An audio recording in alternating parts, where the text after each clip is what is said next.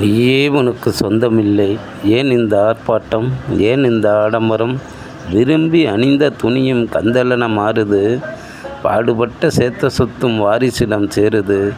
கூடி வாழ்ந்த மனைவி கூடவே சாகுது.